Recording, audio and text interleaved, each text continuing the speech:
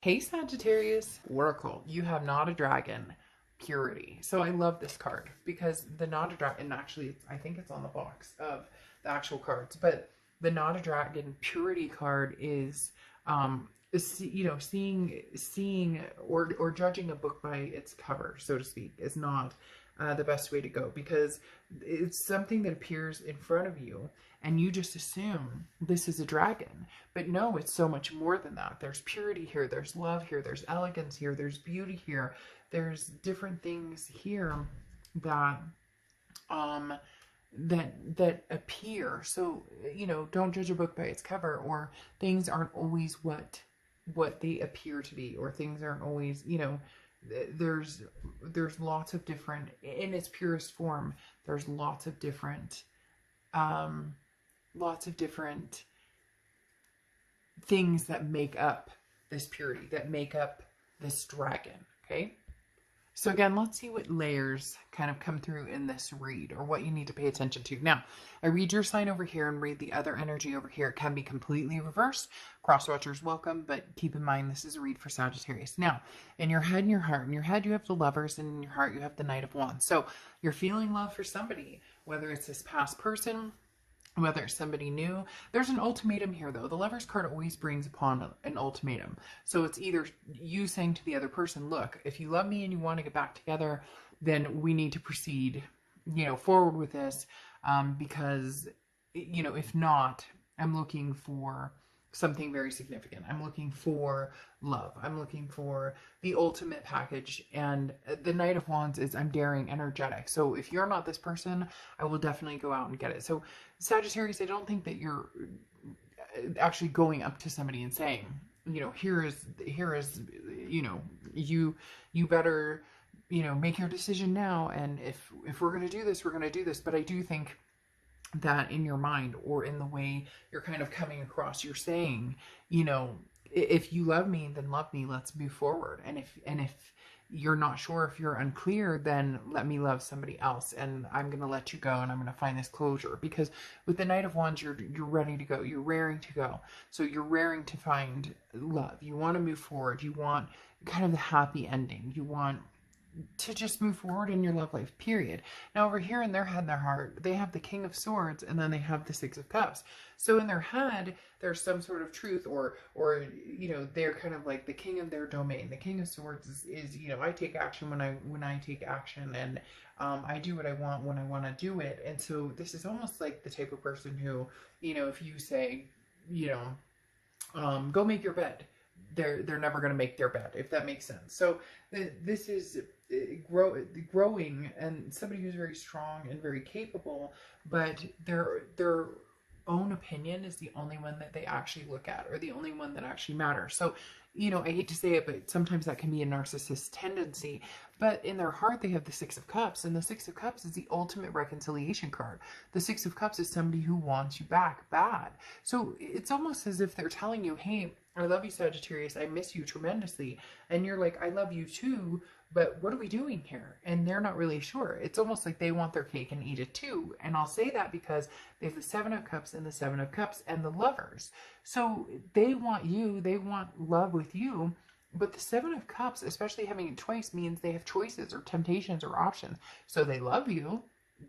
Are they committing to you? Are they going the distance with you?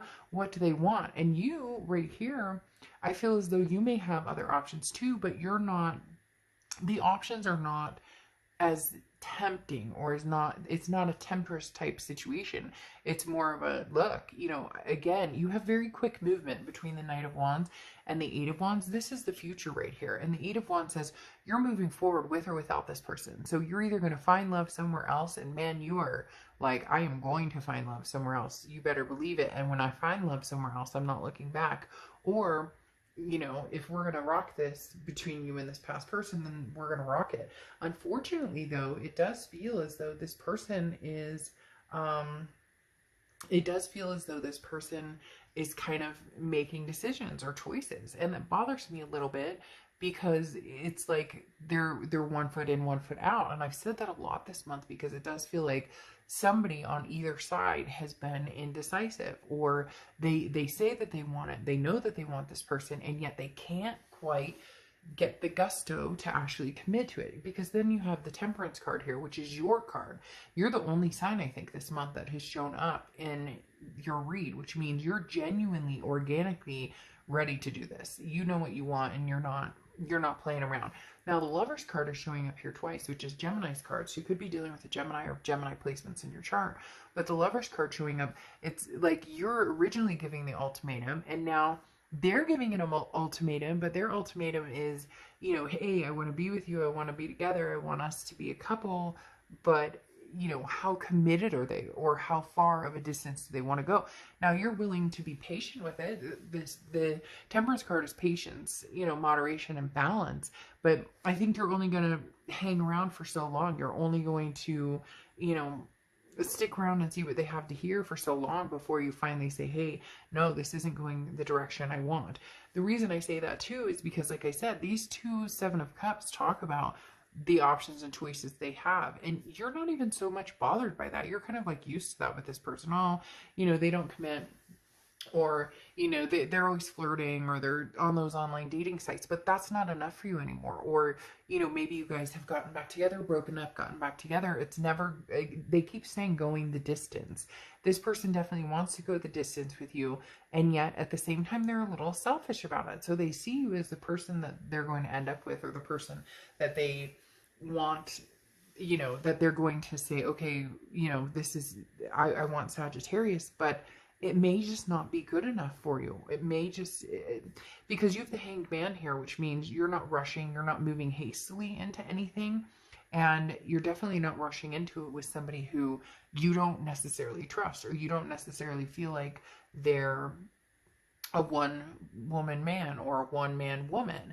And so, and you have the Wisest here, which is, you know, the Hierophant, which is Taurus's card. So you could be dealing with Taurus or Taurus placements, but this card is about like learning from the past and learning from a teacher. So this is, you know, take everything you've learned, in whether somebody's being true or not, whether somebody's being, you know, righteous with you or not, and make the decision. Because this is, you know, the Hierophant is a teaching, a learning, a self-improvement. So you're understanding, you know, what you want, you know what you want, and you're ready for it, and you're not waiting around for anybody. You're going to be patient with this person to see what they have to say, but ultimately, with this Two of Wands coming out, this is like they're looking at their path. The Two of Wands is their goals, their plans. They're doing that separately, and you're ready to do that with somebody. You're ready to find that partner and have that person that you connect with.